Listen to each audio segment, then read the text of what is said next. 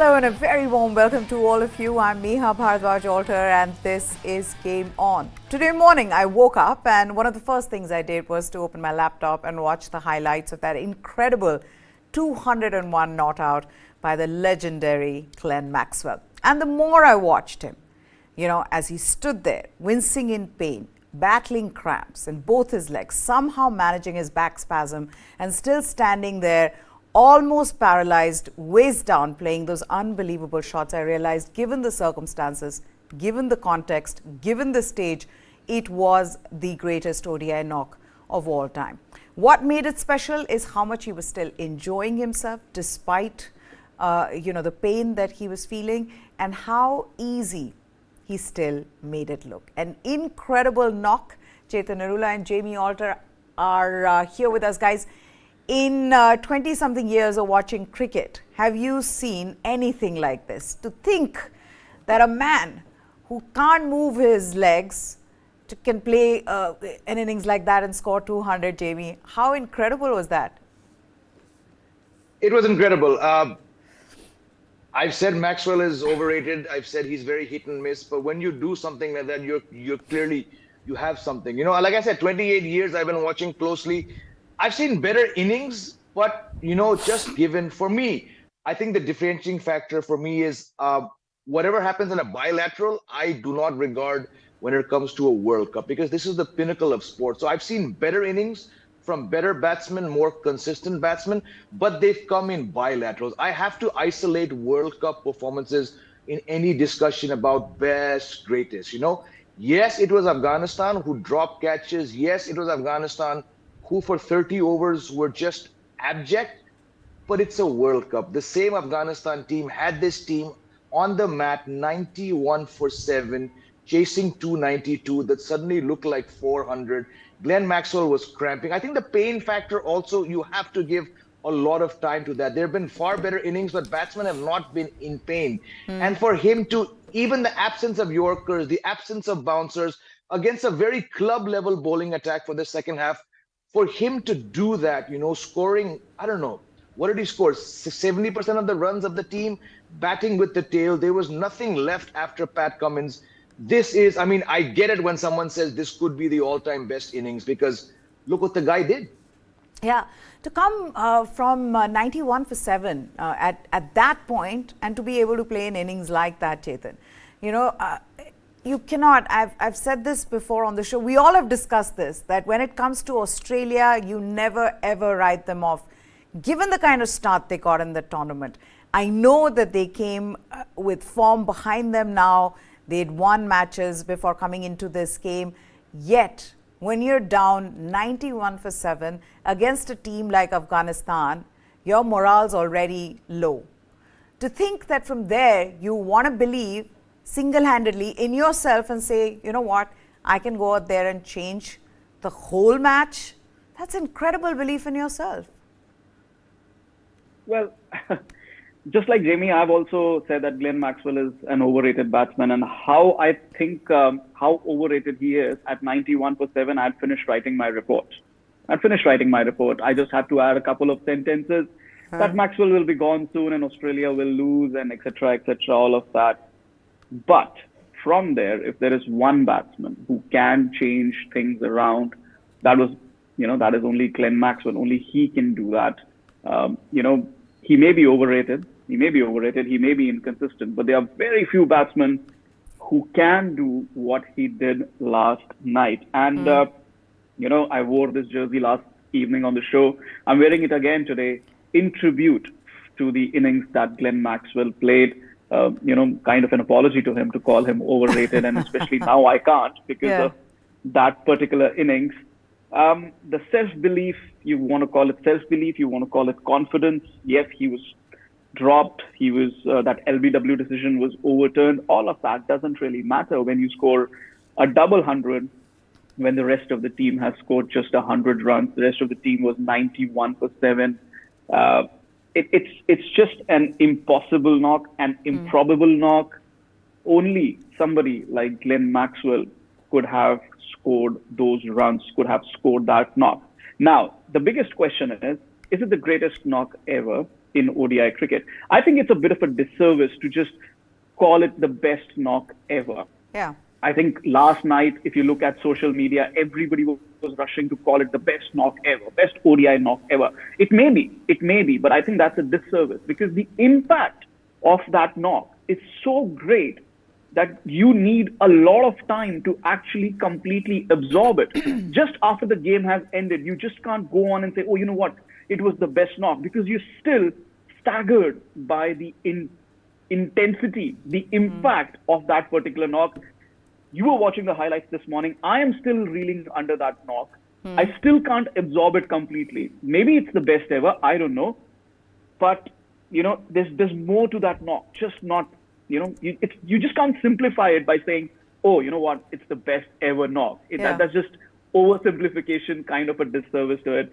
So, yeah, Glenn Maxwell did something superhuman yesterday. That's the only word that comes to mind. Superhuman. Glenn Maxwell. I'm going to give you some time for you to figure out whether that is the best knock ever, because we'll be talking about that. I want to tell a story. Yeah, we'll be talking about that on an evening show. Yes, go ahead. Tell a story. We love stories on this show. Yes. The story goes back to 1983, you know, Tunbridge Wells, Kapil Dev against, no, not Kapil Dev, it was India versus Zimbabwe. The story goes as this: the wicket was a wet wicket, and Kapil Dev, the captain, didn't really know what to do, whether India should bat first or bowl first. So he asked one of the senior journalists present at the ground, Mr. Ram Mohan. I had the pleasure of interviewing him for my book and regarding this particular knock. The weird part about it is that the BBC was on strike that day. So there is no footage of this knock. There is no commentary of this knock. And we're talking 1983. So there are hardly any pictures of this knock. So Mr. Ram Mohan advised him, like Neha, you do so often, that bat first, bat first, bat first. And Kapil Dev decided to bat first after winning the toss. India was 17 for 5 shortly thereafter. And Mr. Ram Mohan disappeared from the press box balcony because Kapil Dev was walking out and he was looking at the balcony. 17 for 5, Kapil Dev scored 175 runs. I'm hoping Mr. Ram Mohan was watching last night, because only the people who watched that ghost knock, it's known as the ghost knock. Yeah. And it came in a World Cup, like Jamie said, you know, World Cup. Only people who watched that knock and last night's knock, and there are very few of them, can decide which is the greatest ODI innings ever. Is this the greatest ODI innings that I have seen, whether on TV or covering the ground? Yes, it is. But is it the greatest ODI innings ever?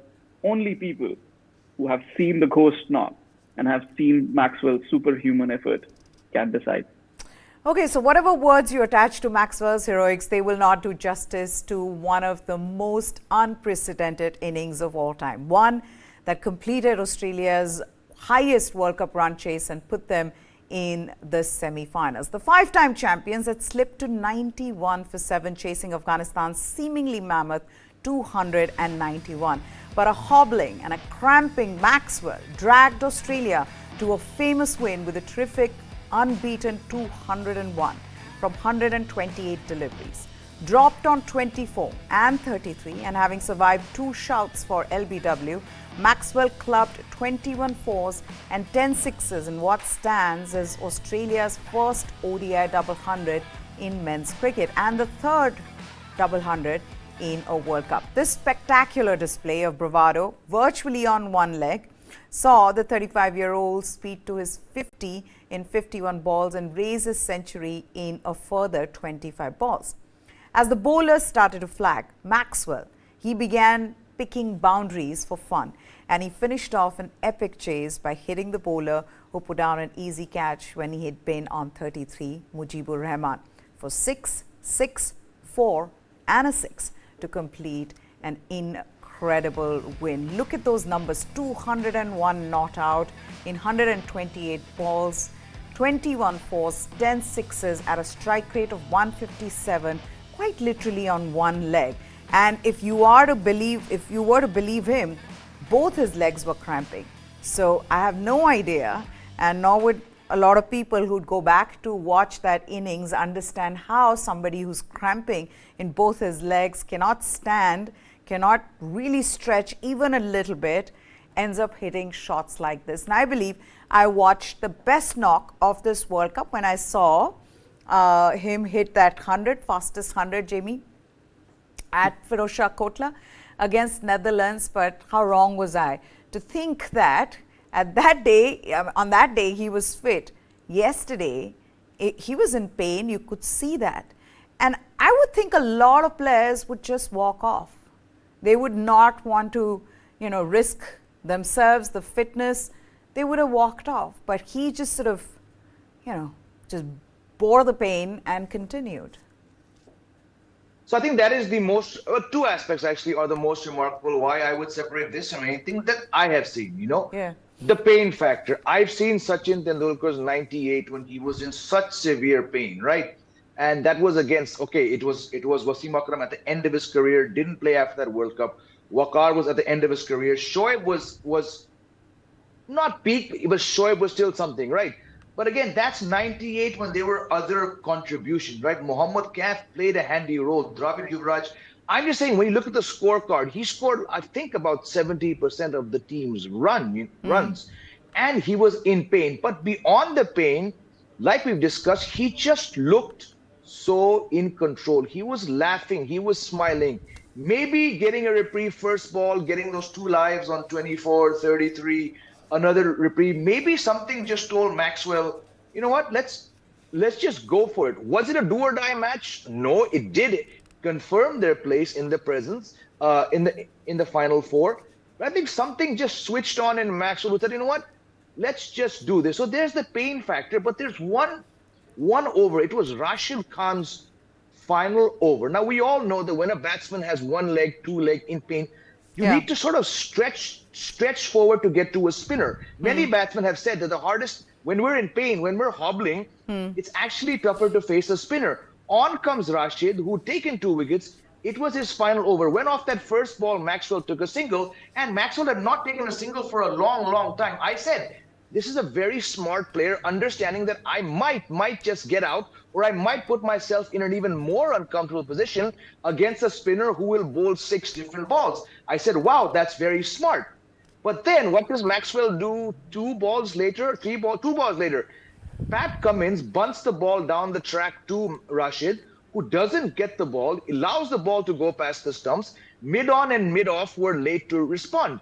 Glenn Maxwell did not have to take that run, but he realized nothing gets a spinner's goat more than when he's allowed a single off him.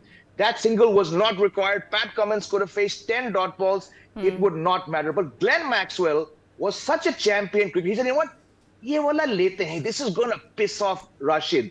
And he did it. Next ball, he taps the ball back to Rashid. What does Rashid do? Take the ball and he glares at mid-on. He fakes that throw towards mid-on.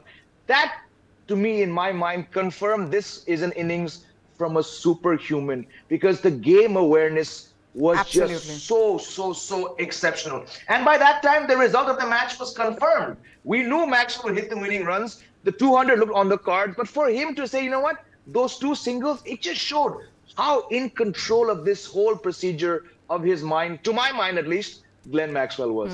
In fact, Glenn Maxwell spoke about it in the interview where he said that, the one thing we wanted to do was to negate Rashid Khan's bowling. And he says, I knew Rashid had about 18 balls left and that it was going to happen in the last 13 overs or something like that. So as long as we sort of kept him out of the game, he said, I feel like I could hit boundaries of the others. I was sort of more about negating him, not letting him have a shot at the rest of the tail, because he's obviously world class. He can hit you on the pad and he can beat you both sides of the bat. So I just felt like we could negate him and keep him out of the back end of the game, and we'd be all right. So there was definitely planning. There was method to this madness by Glenn Maxwell. Now let's also look at what he had to say about his knock, especially when he was cramping. He goes on to say that it was a strange one. This is about the cramp and the back spasm. In an interview, he says, it was a strange one because I was cramping in one of my toes, which was going up the front of my shin. Then as I set off to try and get down the other end, I cramped in my calf as well. I was cramping both sides of my lower leg, and as I went oh no, I'm cramping. I cramped in my left hamstring at the same time. I was like, I've got both legs cramping, and then I had a back spasm. That's when I hit the ground. And of course, that visual, that particular photograph, that image has, it's gone viral on social media. It's sort of become now, it will be synonymous with his knock. Everybody, when they mention that, whenever an article is written on Glenn Maxwell, I think him lying flat on the ground would be that one image, Jamie. That's the kind of pain that he was in. Chetan, to think that you still want to carry on. You don't want to say, you know what, I just cannot do it. And cramps can be terrible. I mean, to play through cramps, it's a horrible thing. Oh, absolutely. You know, there was this moment when he was just writhing in pain. He was just shaking. And I was like, okay, this is game over. This is where he goes off. And this is the opening that Afghanistan have been waiting for. But no, he was there. He was lying on the ground. And kudos to Afghanistan to allow him that particular time to recover. The physio did a tremendous job to allow him to stand. And then we were just watching. And, you know, what was he doing? He was standing. For the first initial deliveries, even his front foot was not moving. The only thing that was moving was his neck. His brain was functioning properly, and his hand. That's all he was doing. And then the adrenaline started to pump in a little bit. I think once he got one boundary, then he started realizing, oh, you know what? I can still bat in this fashion. And then his front foot started moving. And then when he smacked that reverse hit for six, Naveen Hulak was bowling. He bowled a wide delivery outside the off stump, pretty wide, but fuller. And then he just smacked it, reversed it, and over third man for six. And I was like, wow, that, given the situation, given the circumstances, given his pain, that to me qualifies as the shot of the tournament. We were in Delhi. You were on that balcony. He played one of those shots in Delhi as well. And then the second time he tried playing that shot, he was out caught after his century. But that shot, with the situation, with the pain and everything, oh my God, that was just brilliant to watch. When the cramps happened, there were still 40-odd runs needed. And obviously, he was not running anymore. Yeah. So they had to get those 40-odd from 4 overs, not from the 7 overs. It was not a runner ball. It might seem runner ball, but it was not runner ball. And Pat Cummins was not playing any shots in anger. And I was thinking Pat Cummins has to score some boundaries there, has to take a bit more risk. But no, the thinking that we had watching on television, or those watching from the boundary, from the press boxes, that maybe Pat Cummins needs to take a single, that's an ordinary line of thinking in terms of what happened. What Glenn Maxwell did was extraordinary, superhuman. What we were thinking, how the game was progressing, the way he played. Yeah. He was performing at a much higher level than that. Unbelievable. So this is what he had to say. He left all of us numb, and he said, I was a bit numb to it as well. He said, it is so fresh at the moment, I'm a bit numb to it. It was great fun, which is what both Jamie and I were discussing last night, that he seems to be in control. He seemed to be having fun despite being in that pain, despite dealing with it in that way. It just felt like it was me and Patty having fun out there. I'll probably reflect a bit more over the next few days and hopefully recover and get some movement back in my hamstring and calves. It is pretty raw at the moment. And I think that, to me, was fantastic to watch, Jamie. To see that he was actually having fun. He really didn't have a care in the world. He wanted to just help his team win. But beyond that, there was no thought of, oh gosh, I have to get to 100. Oh gosh, let me try and get to a double 100. Because at one point, we were talking about saying that, listen, he's going to get to his double 100 if that's how he's going to keep batting. And but from the way he went about his batting, clearly no care in the world. Again, like Chetan said, it's extraordinary what this guy did, right? He's not the tallest, he's not the strongest, he's not the most physically intimidating a batsman. But despite that lean frame, very Ricky Ponting-like frame, he has this ability to just rubbery wrists. He can manufacture shots, Yeah. While watching that, as the mind does, you try and wonder to, like we discussed, past innings, past situations. I finally settled on past batsmen, but past, I mean, of this era. And really, to my mind, and please, both of you weigh in if you have any other names, I could only come up with Chris Gayle and A.B. de Villiers, who could conceivably do what he did, because De Villiers was a freak of nature. He had that 360 game, and then Gale, on best of days, didn't like to run. And Gale's range and power was so much that if any other batsman in this era came close to doing what he did, it was these two. But what separates for me Glenn Maxwell is the fact that he was enjoying himself. AB might have taken the pressure of being a South African in a chase on his shoulders. Chris Gale might have had, who knows, he might have been thinking of his birthday party, who knows. But Maxwell was just so in the moment, and I don't think I'll do justice to describing what I think he was in. He seemed happy. Like I said, maybe 2 drop catches and 2 reprieves. Chalo, yeah, let's go. You know, he didn't seem worried. And when you're doing that with scoreboard pressure, with the World Cup semi-final standings on the line, and then that immense pain. You know, we've seen many, many batsmen succumb to pain. So whatever he was given, whatever was told to him by, I think Jones is the physio's name. I don't know his full name. I had no doubt that once he crossed that boundary line, he was not coming back. So something in him probably flicked. Maybe the fact that those 42 runs were there. He thought, you know what, I'll do it. It's just superhuman what this guy did. So I think we're very privileged to have watched this in this World Cup. Absolutely. Chetan, do you wanted to add to that? Yeah, like Jamie said, you know, we can't really do justice describing what he was thinking, even, you know, whatever quotes he's given. You can't really describe it. But I think if I can say that maybe the prospect of defeat is what triggered it, you know, it what just freed him, freed his mind, because 91 for 7, Australia was staring down the barrel. Even with 40 runs needed of 40 balls, Australia was still down the barrel. There was no way anybody who could have won that game at any point from 91 for 7 except Glenn Maxwell. The game was gone. The game was lost. There was this only one thing that, okay, you know what? Only Glenn Maxwell can do it. Pat Cummins knew it. The batsman in the dressing room knew it. I mean, look at Adam Zampa. He was up and down the stairs. Meri batting aayegi? Nahi aayegi na? Main wapas ja raha hu. All that jazz. But Glenn Maxwell, he knew only I can do it. And if I don't do it, we've lost it. And we might have as well lost it because the game was already lost. So I think that freed his mind, the smile, the banter, the enjoyment that he was feeling there, that, you know, I have nothing to lose. And when Glenn Maxwell has nothing to lose, there is only one more thing dangerous than that.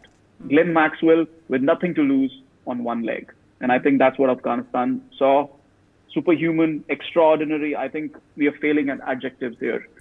Yeah. It's an innings that can't be explained, probably not even by Glenn Maxwell. Okay, so Glenn Maxwell tries to explain it, and he says that at one point that there was this talk around retiring Hurt because he was in pain, he wasn't being able to run, but then this is what the conversation was. He says, we talked about coming off, trying to get some work into my back and trying to loosen up my legs a little bit. Jonesy, Jamie was saying, Nick Jones, the Australian physio, he said that it would be really hard to come back out down the stairs after that. So probably made the job a little more simple. And then we came up with, let's just stay at the same end for as long as we can until you sort of feel like you can at least walk at the other end of it. There's an easy single here and there. For a while, if I can get 1 or 2 boundaries from one end, it didn't really matter what happened at the other end because we got it to around a runner ball at that stage. There was a certain planning. It wasn't all just chaotic swinging, but there was a bit of planning to it. Now, for a lot of people who saw that innings would just say that, you know, it's one thing that you plan something, but to execute it in this way, especially when you're struggling, when you're unable to even stand properly without your legs cramping, it's not that easy. But only someone like a Glenn Maxwell can do it. Though the planning itself, Jamie, to think that, okay, we have 10 overs left, run a ball would be enough for us to win. You know, decide, okay, 1 or 2 boundaries in an over, 1 over can go maiden as well. I mean, there was planning to it. Pat Cummins played a big role, and I know that, you know, of course, Maxwell, playing the Maxwell-like innings is sort of, obviously, no one's really talking about that, but he knew what they were trying to do, and they executed it to perfection as well. No, I think it's about time that we also brought in Pat Cummins. This is the guy who's got one of the quickest IPL 50s. What's 14 ball 50? The guy can bat, right? What he did was, first of all, he took his ego and he put it in his back pocket, or he left it, with the 12th man. Very, very commendable what he does. He's not a basher, but he likes to play his shots. Oftentimes he's underachieved in that all-rounder tag because he likes to go for his shots. Yesterday, 68 balls for just 12 runs. After Maxwell, I think it's the second highest score. What he did, you have to have faith in yourself. You have to have faith in knowing that, like Ketan said, if there's one guy in this game who could do it, it is Glenn Maxwell. But could do it and actually going on and finishing, there's a big gulf. So obviously, he had belief. They knew, okay, behind there's Josh Hazelwood. He's got an average of 25, 26 in 1 day. Zampa is just coming off his best knock, 29, but you don't want to leave it. So somehow the awareness that Pat Cummins, being the captain, he has to bat. But he had to really change his approach. He's done this in Test cricket. We saw it in the Ashes. But to do it in a one-day match when your urges probably were, and I'm sure, maybe he said it, I haven't heard what Pat Cummins had to say, but maybe he wanted to also ease the burden on Maxwell by going for some shots. The guy can drive, the guy can pull, the guy's got a decent slog sweep. What was he going through as well? I would love to hear, his views, because like bowling, batting is about two people. So if Maxwell got 201 and Pat Cummins scored just 12 in a double 100 stand, he still was there, So I like to believe that they just fed off each other. They had some great talks. Shane Warne very, very famously used to go up and ask Ian Healy what's for dinner, So the kind of banter. Let's not sort of forget what role Pat Cummins had in all of this as well. Okay, now the world erupted, with praises online, former greats, fans, everybody talking about how unbelievable that knock was from Glenn Maxwell. Let's put some of those quotes. There is Wasim Akram, who says Maxwell's stuff of legends shatters a myth. Unbelievable one-man show, the stuff of legends. There is a saying that one guy cannot win you a game, but what an absolute lie. Maxwell showed one man can indeed win a game for his team. That's Wasim Akram. Then Sachin Tendulkar, and this is huge. He says, from max pressure to max performance, this has been the best ODI knock that I have seen in my life. And that's a huge statement. To think, Chetan, that Sachin Tendulkar, who's played many incredible ODI knocks, I'm sure if you put the top 10, there'd be 2 knocks of Sachin Tendulkar somewhere in the history of the game. Probably more, yes. For Sachin Tendulkar fans, you could have top 10, which could rival the other top 10 from all around the world. That's how good he's been. But when he says that, look, this is the best knock that I have seen, that says something about how incredible it was. Oh, absolutely. I mean, if there's one knock that comes to mind, which somewhat resembles what Glenn Maxwell did, I mean, not the injury bit, but in terms of what the others were doing, it's the Desert Storm, isn't it? It was in a chase. Yes, it was on a flat surface, but Australia had a good a good bowling lineup, and also needs to be remembered that prior to that they had played a series in India where the Australian bowling was dominating the Indian batting. Again, in that Coca-Cola Cup, again they were dominating the Indian batting, and this was not about victory. This was about qualification. And what happened before the knock and post the knock was the other Indian batsmen were like, "Hamare bas ki nahi hai. We can't do it. It's all about you." So it was Sachin Tendulkar who actually pulled them across. So just about crossing that qualification line, the finish line, probably comes close. But for the man who played the Desert Storm to give that compliment, I think that just stamps it as one of the greatest knocks, if not the greatest ODI knock ever. I think it's the top 2. I mean, my mind goes back to that 175 again. But like I said, I can't judge it. I never saw it. I've seen this. Yeah, this is the greatest knock that I have seen, whether on television or at the ground. And then Virat Kohli, his RCB teammate, he says, only you could do this. He sums it up in 6 words. Only you could do this, freak. And Virendra Sehwag says, an innings to remember for a long time. Saw this coming, 200 in a run chase. One of the all-time great one-day innings by Maxwell.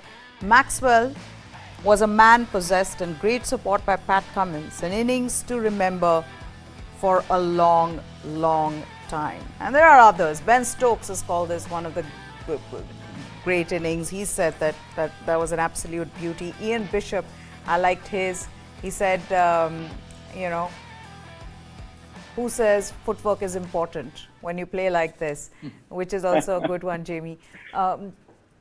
But that's how brilliant it was, where collectively, cricketing world, which obviously includes fans, but also former greats, who just came together and said, wow, we've never seen it. And I think that puts it in perspective how special it was, because it wasn't a run chase. Australia were almost out. We all had given up. We all were laughing about your predictions. You were laughing about your predictions where you'd said Australia will win. But all of that changed.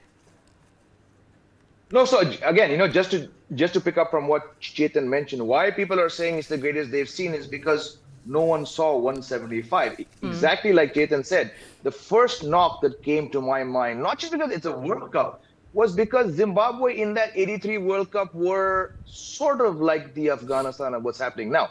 Don't go by the results. Afghanistan have won far more in this World Cup. But Zimbabwe's first World Cup, they'd beaten the Australians. There was a certain, not a fear factor, but yeah, ye team kya hai, And then you had India, no one gave them a chance. Batting first and chasing, they're different. But 17 for 5, and then what Kapil Dev does. This was the era, no one got hundreds, Meha, in one-day cricket back then. Yeah. And along comes Kapil Dev, batting at number 6, 17 for 5, I've been to the ground. It's a small ground, but if the wicket is damp and you need to win to stay alive in the World Cup, that's massive. And then putting on 100 something odd down the line with I think Kirmani got 20 odd. That to my mind is probably the greatest. But because we haven't seen it, and all these people talking about it, they've also not seen it. So from that aspect, they're spot on. We're spot on because we have not seen that. From what we've seen, and I'm putting in multiple such innings, Desert Storm, that 98 against Pakistan in 2003, that still ranks more than his 175, more than that 200 and a flat track in Gwalior against Charles Langfeld and those guys. That 98 ranks for me alongside Desert Storm. But again, going back to the situation, the occasion, 91 for 7, scoring, I checked, it's actually 68.7% of the team's runs. It's just insane what he's done. So long may Glenn Maxwell be remembered. I'll take back my words. I'm sorry, Glenn Maxwell. I know you don't care what we think, but you've done something outstanding. What about Afghanistan, though? A heartbroken side. They were doing well. You felt like another upset was on the cards, and then everything changed. Did they just lose that understanding that someone like Maxwell can change things around? Was that the problem, Chetan? Because suddenly you saw that they were at loss. The way Glenn Maxwell counter-attacked after reaching his 50, they had no idea what hit them. And they couldn't quite recover because that bowling towards the end was just shoddy. Well, a couple of factors. First of all, whatever happens at the Wankhede in the second innings happens in the first 20 overs. After that, it becomes a bit of a batting track. And we haven't really seen chasing sides go past that 20-over mark so often. Now, from an Afghanistan point of view, I think initially when Maxwell started counter-attacking, they probably would have thought, okay, you know what, let him do what he wants. Let him have his fun. It's just 3 wickets, still almost 200 runs needed. Eventually the wicket will come. But as it continued, whatever chances they had early on. And once those chances were gone, he never gave them another chance, really. Pat Cummins had closed shop. One of the things about Pat Cummins was, I think he realized that it was futile taking on the Afghan bowlers, because if he just increased the element of risk, he would end up giving a wicket. And while Hazelwood can bat, Zampa can bat, maybe even, Mitchell Starc was already out. Zampa can bat, Hazelwood can bat. You can't rely on them to shut out the Afghan bowlers. I think it was more about shutting out the Afghan bowlers, not taking that risk, not elevating that element of risk. So I think as the partnership grew, Afghanistan's inexperience of the situation started coming in. And in my mind, again, I was going back to a couple of incidents which we have seen in the past. The one is 1983 final, where Clive Lloyd, who had a hamstring, And I remember Balwinder Singh Sandhu told me this, that they bowled full to him.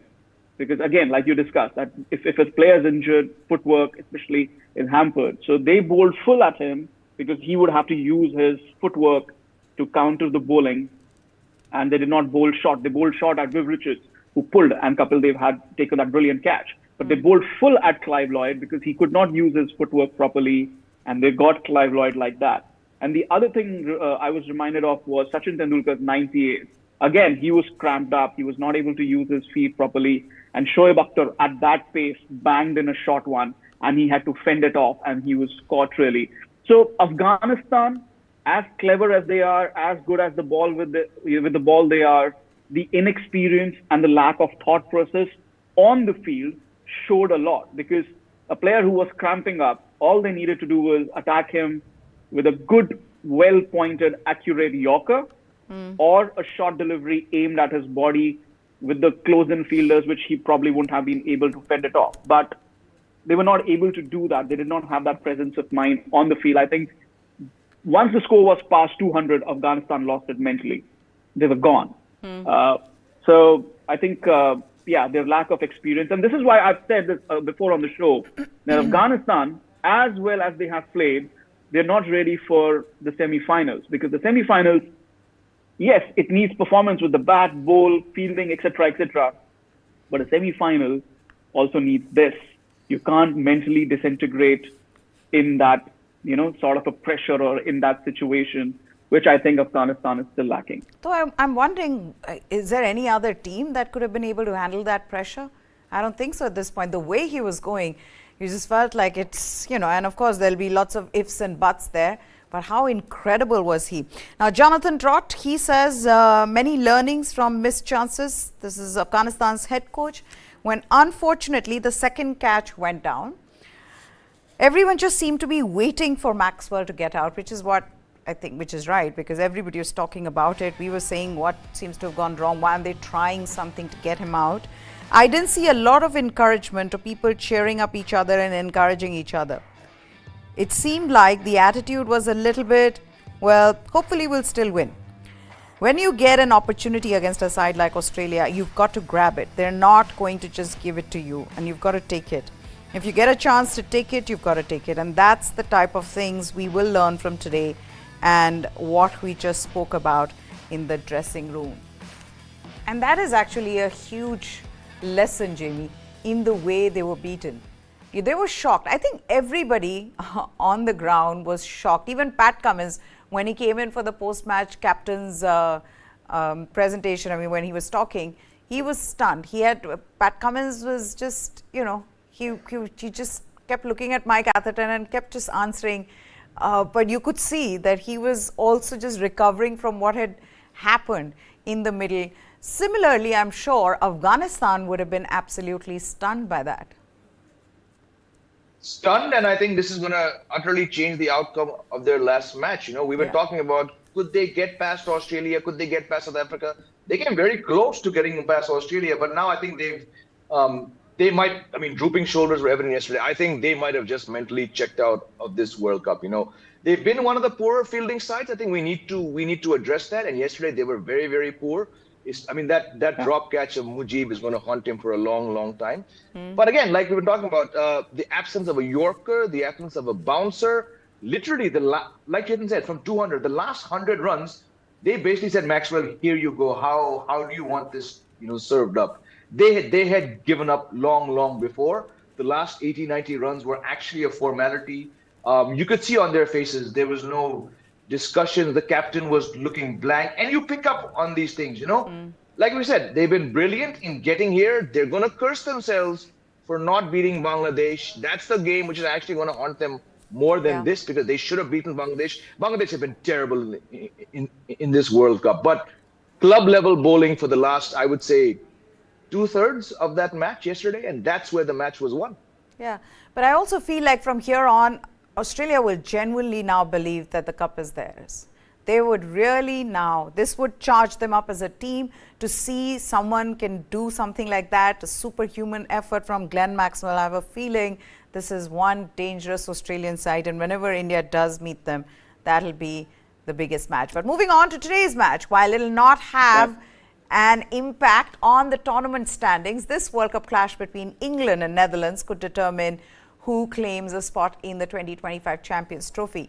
The eliminated defending champions are last placed with a single victory in 7 matches, while the Dutch are 2 places above England with 2 wins and 4 points to their credit. Looking at the Champions Trophy, the top 8 teams of this World Cup will qualify. So by that regard, 1 win could be enough for Netherlands to take one of those spots, and 2 definitely should be. However, Netherlands' last match is against India, so practically speaking, they will be looking at beating England as a more realistic option to get 2 more points. Whereas Jos Buttler's team, they will hope to win today and against Pakistan, who are chasing that 4th semi-final place on Saturday. And England have won the toss in Pune and they have opted to bat first. That's right, Jos Buttler winning the toss and opting to bat first.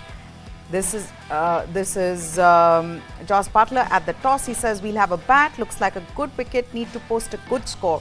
Crucial matches for us, we need to win these games. Huge room for improvement.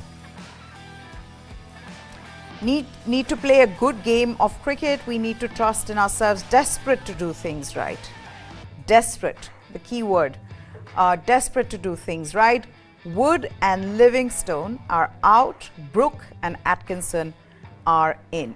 So there you have it. England have won the toss. They've opted to bat in Pune at the MCA Stadium. Scott Edwards saying that we've spoken about it as a group, need to play good cricket, proud of the way the guys have played, and 2 more games to show more improvement. There's one change. Teja Nidamanuru, he comes in for Zulfikar. Okay, so guys, what are you expecting from this game? England, they want to win everything, at least, at least not humiliate themselves further. So they'd want to win this and against Pakistan. Really? England want to do that? Not humiliate themselves? I just read a tweet from an English journalist, a friend of mine, and he says that there is a chance of rain at 4 p.m. and hopefully England will still be batting by then. That to me sums up the English tournament, that against Netherlands, the people who are covering their team still hope that that their team will be batting. I think if it's going to rain, then it might just have a good chance of Netherlands causing another upset here. I'm actually backing the Netherlands today, which probably means England will win. But I'm still backing Netherlands today, especially if there's rain around. There's DLS, Duckworth-Lewis coming in, revised targets, etc., etc. Anything can happen. Jamie? Yeah, again, with the rain factor, you do sort of want to see something get close. Again, I mean, England are statistically the worst team in this World Cup Champions Trophy qualification. In another era, I would have probably said, okay, they could perhaps, do something. From an Indian perspective, I think many people would be like, though there is merit, like Chetan said, if between India wanting to face or Pakistan at Eden Gardens, you would want Pakistan because they've been very, very inconsistent.